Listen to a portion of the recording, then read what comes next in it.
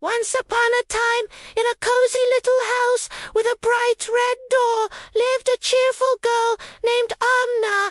Amna was full of energy. She would run, jump, and play all day long. When she came home from school or from playing with her friends, she would always rush inside. Zoom! The door would fly open, and she'd burst into the house like a little whirlwind, leaving her shoes scattered and her backpack tumbling onto the floor. Her mother, with a gentle smile, would often say, Amna, my dear, remember what the Prophet Muhammad, peace be upon him, taught us. It's a beautiful sunnah to say Assalamu alaikum before you enter a home. It means peace be upon you. "It fills the house with blessings and peace."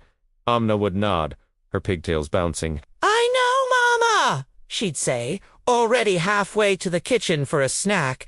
But in her hurry, she would often forget. Life was just too exciting to slow down for a moment at the door. One sunny afternoon, Amna came running home, eager to tell her mother about the giant butterfly she saw at the park. She reached the bright red door and pushed it, just like she always did.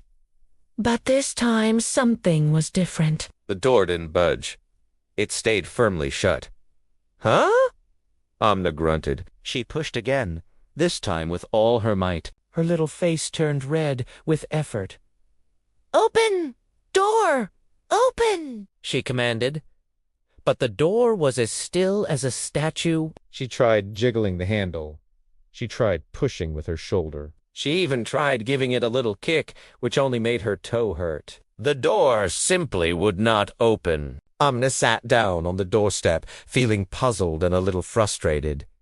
Why was the door being so stubborn today? It had never done this before. She looked at the door, then at the sky, then back at the door.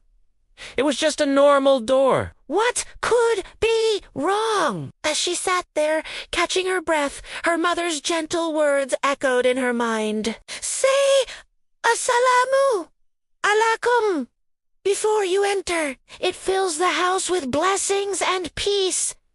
Could that be it? Could the door be waiting for something? It seemed like a silly idea, a magical thought from one of her storybooks. But she had tried everything else. It was worth a shot. Taking a deep breath, Amna stood up straight and tall in front of the door. she cleared her throat and, in a clear, sweet voice, she said, Assalamu alaikum. And then the most wonderful thing happened. As if by magic, the lock made a soft click sound. The door swung open gently, all by itself inviting her in, with a silent, graceful welcome. The hallway inside looked warm and peaceful, bathed in the soft afternoon light. Amna's eyes grew wide with wonder. She stepped inside, her heart thumping with a mix of surprise and delight. Her mother was in the living room, and she looked up with that same kind smile. Welcome home, Amna, she said. I heard you. From that day on, Amna never forgot. Every time she came home, she would pause at the bright red door. She would stand there for a moment, take a breath, and say, Assalamu alaikum. And every single time, the door would open smoothly, welcoming her into the peace and comfort of her home. Amna learned a very important lesson. She looked at her mother one evening and said with a wise little smile, Mama, good manners open more than just doors, don't they? Her mother hugged her tightly.